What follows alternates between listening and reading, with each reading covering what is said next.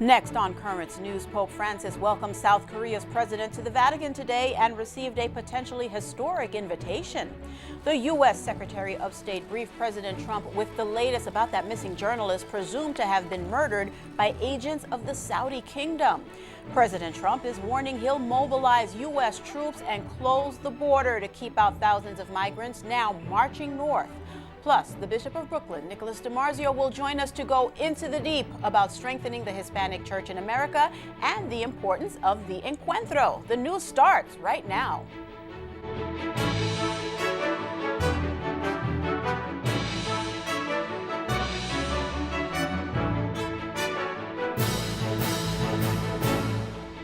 Good evening, everyone. I'm Liz Faublas. South Korea's president and Pope Francis held a much-anticipated summit meeting at the Vatican today. High-stakes diplomacy was the central focus for the talks between the two leaders. Melissa Butts is standing by at the Vatican with the latest.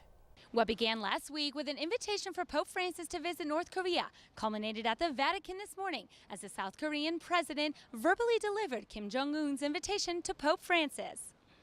During a 9-day tour of Europe, the president of South Korea, Moon Jae-in, made a stop in the Vatican. He met Pope Francis, thanking him and telling him that he too is Catholic and has Timothy as his baptismal name. The goal of the meeting was for Moon Jae-in to deliver a special message from the North Korean leader that Kim Jong-un would welcome the Pope into his country if he visits Pyongyang. According to Moon's top press secretary, the president delivered the invitation verbally to the Pope. He in turn said he would certainly answer if an official invitation arrives and he can go. Moon Jae-in brought gifts for the Pope, including a small statue of Mary and an image of Jesus' face. Pope Francis said that in continuing the theme of peace from their meeting, he wanted to give him a special symbol in this olive branch. Also, he gave this message for the World Day of Peace 2018 and a drawing of the original plan for St. Peter's Square, which the president seemed to have liked very much. Moon Jae-in's wife, Kim Jong-suk, also met the Holy Father, along with the whole delegation that was present. They cordially left the Pope, and the president thanked him for his time. Moon Jae-in then went to meet the Secretary of State, Cardinal Pietro Parolin, and Monsignor Paul Richard Gallagher, Secretary for Relations with States. According to a Vatican statement, the parties evoked the positive contribution of the Church, socially, in education, and in healthcare. They also discussed the promotion of dialogue and reconciliation between Koreans. There was a strong appreciation for useful initiatives to overcome the tensions that still exist in the Korean peninsula in order to usher in a new season of peace and development. No pope has ever visited North Korea before, so if Pope Francis goes, he will be making history. Since Pope Francis visited South Korea in 2014, it's unclear if he would make another visit to the peninsula and accept Kim Jong-un's invitation. Yet one thing is for certain, he certainly appreciated the message of peace that Moon Jae-in brought to the Vatican today. In Rome, Melissa Butts, Currents News. Back to you in New York, Liz. All right, thank you, Melissa. South Korean Bishop Yoo Young-sik is detailing the inside story of how the invitation came about. He says it was brought up by President Moon in a face-to-face meeting. He suggested that the North Korean leader, Kim Jong-un, invite Pope Francis to North Korea, explaining its benefit. In response, Kim expressed his willingness to welcome him with open arms. A papal visit to North Korea will be meaningful and rewarding, enabling the two Koreas to coexist peacefully as one people under God's authority. North Korea is one of the most dangerous countries for Christians to live in. The caravan of migrants on the march to America is swelling in size, and President Trump is talking about taking action to stop them. About 4,000 people from Guatemala, Honduras, and El Salvador are in trucks and on foot heading north. Right now, they're nearing the Mexico border. President Trump wants the Mexican government to turn them back. Otherwise, he's vowing to call up the U.S. military and close the southern border with Mexico. Border Patrol agents are arresting a record number of families on the U.S.-Mexico border. According to new reports, more than 16,000 were taken into custody in September. That's an all-time monthly high and nearly double July. The jump in family crossings followed President Trump's reversal of the order to separate children from their parents. Some Democrats are prepping for the November elections, not this year's, but the presidential race in 2020. Karen Kafer reports there was a lot of action today in a number of states while the president concentrates on the midterms. At rally after rally, President Trump has been on a blitz to boost Republican fortunes next month. But even as they support their party's midterm candidates, some Democrats may be looking further ahead, with many heading to places like South Carolina in the coming weeks. Former New York City Mayor Michael Bloomberg was there Thursday. It's home of an early 2020 presidential primary. The billionaire businessman, 1 week after announcing he'd re-registered as a Democrat, taking aim at the president on trade. I think the trade policies of this administration are disastrous for America. Also in the state Thursday, Senator Cory Booker of New Jersey. Right now, we are called to stand up and participate to ensure that we have a democracy to pass on to our children. Senator Kirsten Gillibrand of New York was headed for New Hampshire. For some weighing a 2020 bid, it's about introducing themselves to voters in early states and donors. Others need little introduction. Former Vice President Joe Biden, accepting a civil rights award in Memphis Wednesday night, had sharp criticism for the president's handling of events like last year's Charlottesville clashes and said Trump has prompted a critical moment. We're once again living through literally a battle for the soul of this nation. President Trump may be campaigning for midterm candidates right now, but FEC filings this week showed his re-election bid has already raised more than $100 million for 2020. In Washington, Karen Kafer, Currents News. President Trump has the latest information about that missing journalist presumed murdered in Saudi Arabia. Secretary of State Mike Pompeo, just back from the Saudi capital, briefed him at the White House. I told President Trump this morning that we ought to give them a few more days to complete that so that we too have a complete understanding of the facts surrounding that, at which point we can make decisions about how or if the United States should respond to the incident surrounding Mr. Khashoggi. We have since 1932, a long strategic relationship with the Kingdom of Saudi Arabia. They continue to be an important counterterrorism partner. They have custody of the two holy sites. They are an important strategic alliance of the United States, and we need to be mindful of that as well. Pompeo added that Turkey is also investigating the disappearance. It's been just over a week since Hurricane Michael tore through the Florida Panhandle, and many parishes are still suffering the consequences of the storm. A representative from the Florida Catholic Conference in Tallahassee says every parish in the hurricane zone is struggling, and it could be years until they recover. Dioceses are currently working with Catholic charities to coordinate relief and volunteer efforts.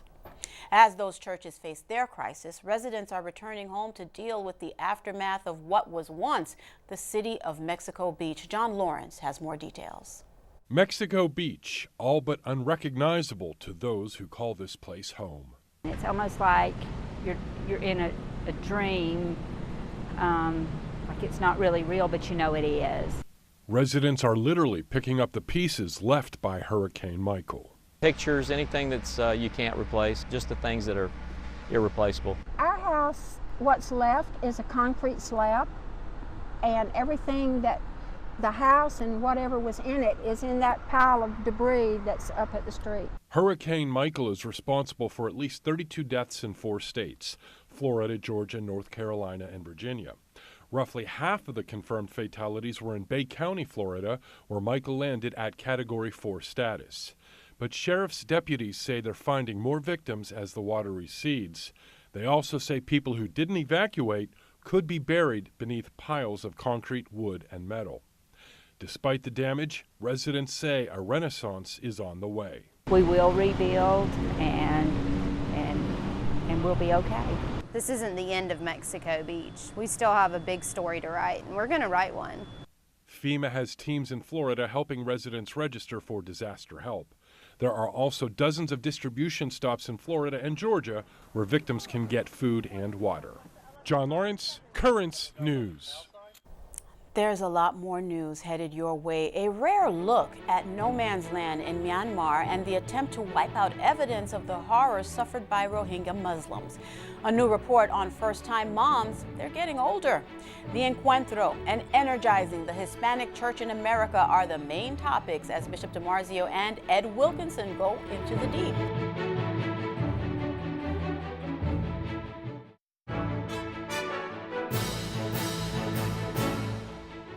The Trump administration is countering a prominent Iraqi cardinal who accused the White House of not doing enough to help Mideast Christians. Cardinal Luis Sacco, the Chaldean Patriarch of Baghdad, said there were repeated pledges to help but no follow-through. The administrator of the U.S. Agency for International Development, Mark Green, is disagreeing with the cardinal, saying the U.S. is working with 36 faith-based groups and allocated $178 million in aid to Iraqi Christians. The persecution of Rohingya Muslims was at the forefront of the Pope's trip to Myanmar a year ago. In the months since, nearly 750,000 Rohingya have fled into Bangladesh to escape the Myanmar military crackdown. The Holy Father urged the country's Catholics to respond to hatred and oppression with forgiveness and compassion. The United Nations just released a full report on what has happened to the Rohingya Muslims and declared it genocide. Matt Rivers got rare access to part of Myanmar that's known as no man's land. These people are Rohingya Muslims, some of those who fled from what the UN calls a genocide. Myanmar's government wants you to believe it never happened. Our main important to save life. We afraid our life. To meet these people, it took several days and a rickety boat ride to get to this part of Rakhine State in remote western Myanmar. So foreigners aren't allowed in this part of Rakhine. The only way we're here is on a government escort. We're only taken where authorities want us to go. Our first stop, the village of Indin. There used to be more than 6,000 Rohingya living here. It's Rohingya? Their existence now all but erased. This way? That way. Okay, thank you. So this is what's left of the Rohingya village that was here. It's completely overgrown. It's hard to tell that there were any structures here at any point. The only clues we have to the violence that took place here are trees like this one, still a year later bearing the scorch marks of the fires that burnt this village to the ground. The government said their forces did respond to Rohingya terror attacks here in 2017, but that the Rohingya burnt down their own houses. Only local Rakhine Buddhists remain now. This man supports that story. The Rohingya started threatening the army, he says. The Muslims announced that they would have a celebration by slaughtering and cooking the soldiers and Rakhine people. Though clear evidence shows it was the Rohingya who were the main victims of slaughter. 10 Rohingya men were hacked and shot to death by Myanmar soldiers, a massacre the military has admitted to, and that 2 Reuters journalists were jailed for investigating. The UN says many more men, women, and children were savagely killed here as well.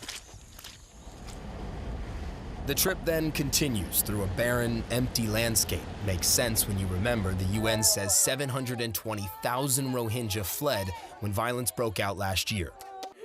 A full UN report documents how the military and local groups engaged in rape, torture, and the murder of at least 10,000 people to get rid of the Rohingya, a group many in broader Myanmar regard as subhuman non-citizens. So do you continue to claim that genocide did not happen in Rakhine State? During the incident, there was some damage. Regarding the army, they did everything within the law. We cannot comment on whether it was right or wrong. The question is very simple. Do you believe that genocide happened here or not? I'd say genocide didn't happen. Myanmar's civilian leader, Nobel Peace Prize laureate Aung San Suu Kyi, also denies genocide. Her government says it's ready to bring back Rohingya refugees like these, stuck in no man's land, forced out of Myanmar, and not allowed across the border into Bangladesh. They're staying put in part because security forces that would oversee their return are some of the same people accused of carrying out the killing in the first place. The conditions inside that camp were obviously horrific. There's no access to education, no health care, no electricity, food is scarce, and yet still they'd rather be on that side of the fence than this one because they're too afraid to come back. Myanmar might continue to deny ethnic cleansing, but the evidence gathered by the UN and others is overwhelming. A government-sponsored trip does nothing to change that fact. Matt Rivers, Rakhine State, Myanmar. Women in the U.S. aren't having as many babies anymore. A new report from the Centers for Disease Control says fertility rates have dropped 12% between 2007 and 2017. The report also found that first-time moms are getting older. Last year, the average age of new moms in rural areas was 24, while in suburban areas it was 25.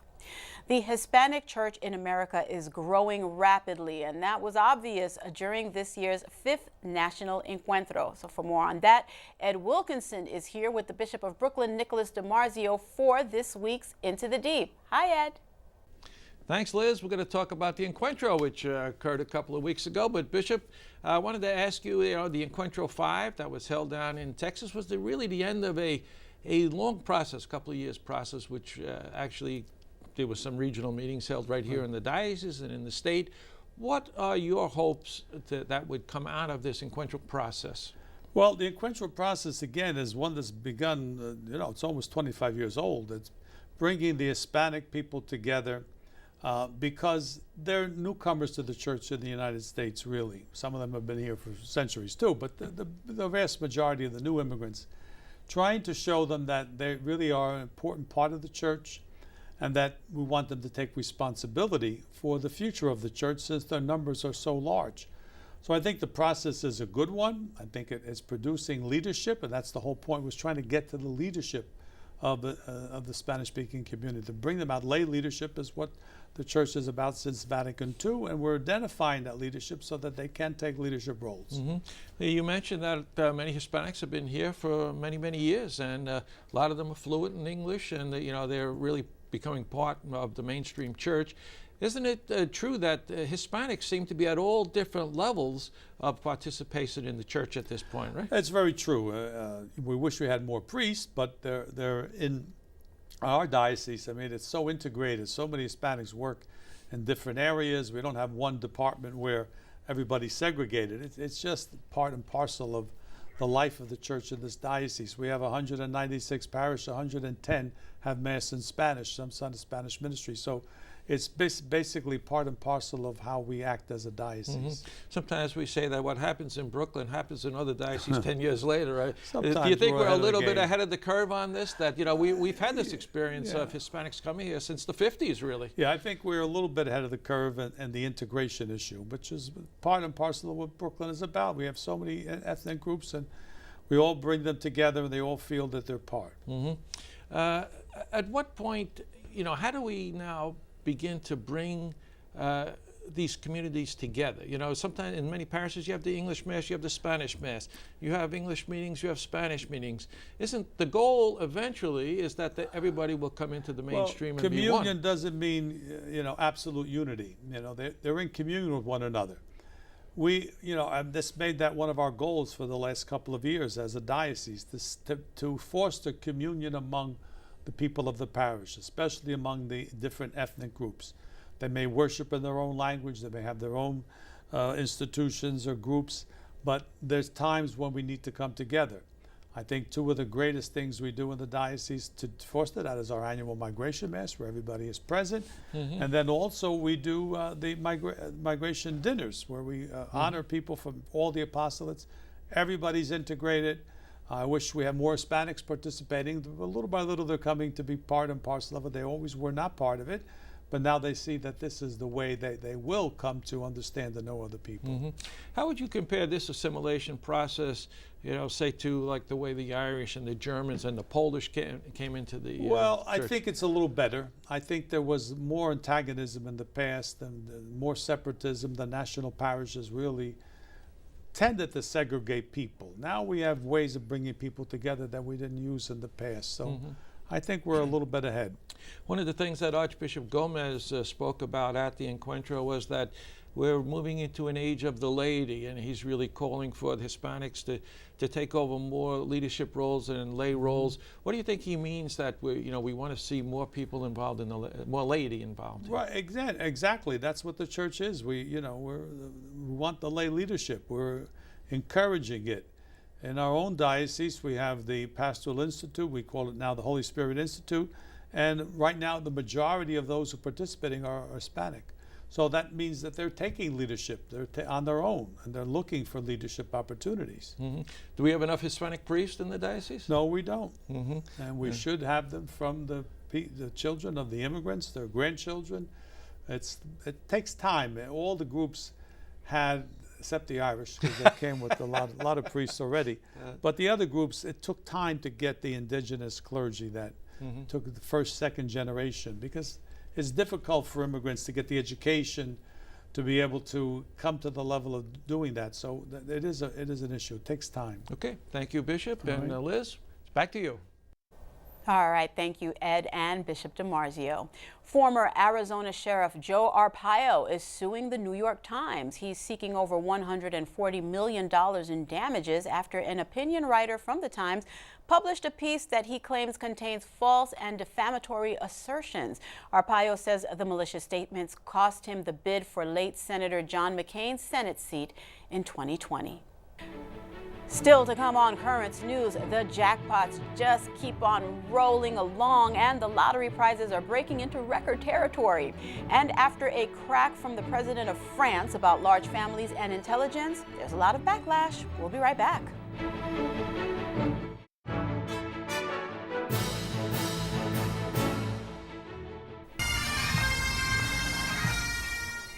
The community of Washington Heights came together with the NYPD today to remember two fallen heroes.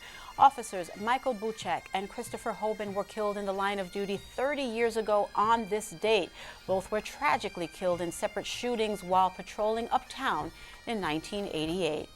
The annual Al Smith Dinner is tonight. The 73rd Annual Memorial Foundation Dinner features many guest speakers who take the stage to honor and entertain the audience with light humor and political savvy. Former U.S. Representative to the United Nations Nikki Haley will be delivering the keynote address this year.